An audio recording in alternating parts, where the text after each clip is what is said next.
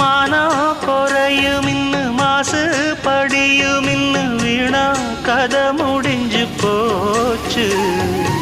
ஈசான மூலையில லேசான பள்ளி சத்தம் மாமன் பேர சொல்லி பேசுது. ஆறாத சோகந்தன்ன தீராம சேர்த்து வச்சு ஊரும் சேர்ந்து என்ன ஏசுது.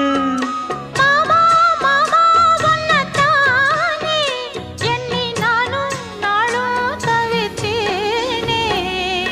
கூண்டுக்குள்ள என்ன வச்சு கூடி நின்ன ஊரை விட்டு கூண்டுக்குள்ள போனதென்ன கோலக்கிளியே.